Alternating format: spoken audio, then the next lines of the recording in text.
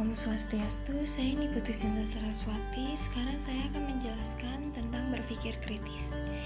Berpikir kritis sendiri adalah kemampuan berpikir yang kompleks dengan menggunakan proses analisis dan evaluasi terhadap suatu informasi yang diterima maupun dalam menyelesaikan permasalahan. Atau arti berpikir kritis ialah berpikir untuk mencari kebenaran terhadap informasi yang diterima atau dalam menyelesaikan masalah. Cara berpikir kritis adalah secara tenang, jangan emosi, dahulukan logika, pahami permasalahan, lakukan analisis dan evaluasi hasilnya, dan barulah ambil keputusan atau tindakan. Cara lain untuk berpikir kritis, yang pertama, mengidentifikasi, membangun dan mengevaluasi sebuah argumen terkait isu yang menarik perhatian. Yang kedua, mencoba memahami hubungan logis dalam setiap ide yang dikemukakan. Yang ketiga, mendeteksi apakah ada inkonsistensi dan kesalahan umum di dalam penalaran. Yang keempat, mencoba memecahkan masalah secara sistematis. Yang kelima, mengidentifikasi apa relevansi dan pentingnya sebuah atau beberapa ide. Selanjutnya, metode berpikir kritis. Yang pertama, ada berdebat.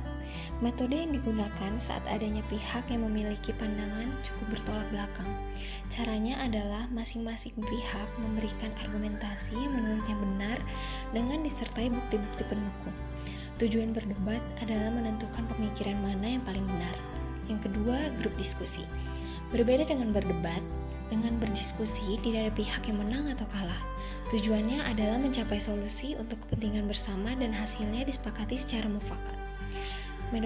Metode berpikir ini dilakukan secara berkelompok sehingga dapat menghasilkan hasil yang lebih cepat dan baik untuk semua orang. Keempat, ada persuasi. Metode persuasi menggunakan komunikasi yang bertujuan untuk mempengaruhi orang lain, mempengaruhi perbuatan, keyakinan nilai, atau prinsip orang lain.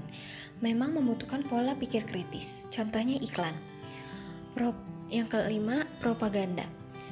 Metode yang hampir mirip dengan persuasi, namun digunakan untuk kepentingan yang lebih luas dengan menggunakan berbagai media massa hingga para pendengar mau berubah dan bergerak secara massa mengikuti pemikiran dari si propaganda. Adapun aspek-aspek berpikir kritis. Yang pertama, relevansi atau keterkaitan dari pernyataan yang dikemukakan. Yang kedua, importance, penting tidaknya isu atau pokok-pokok pikiran yang dikemukakan.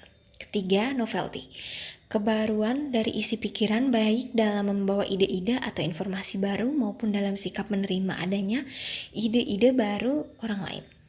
Keempat, outside material, menggunakan pengalamannya sendiri atau bahan-bahan yang diterimanya dari perkuliahan. Kelima, ambiguity clarified, mencari penjelasan atau informasi lebih lanjut jika dirasakan ada ketidakjelasan.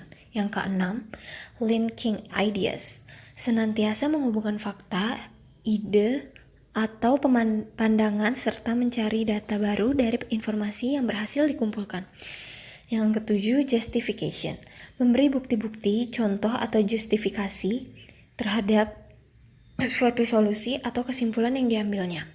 Kedelapan, critical assessment, melakukan evaluasi terhadap setiap kontribusi atau masukan yang datang dari dalam dirinya maupun dari orang lain. Kesembilan, practical utility, ide-ide baru yang dikemukakan selalu dilihat pula dari sudut kepraktisan atau kegunaannya dalam penerapan. Kesepuluh, width of understanding, diskusi yang dilaksanakan senantiasa bersifat meluaskan isi atau materi diskusi. Yang terakhir, ada manfaat berpikir kritis. Yang pertama, mudah dalam memahami sudut pandang orang lain. Yang kedua, memiliki banyak alternatif jawaban dan ide yang kreatif. Ketiga, dapat menjadi rekan kerja yang baik dan dapat diandalkan. Keempat, lebih mandiri menghadapi permasalahan. Dan terakhir, dapat menentukan banyak peluang baru. Sekian dari saya, Om Swastiastu.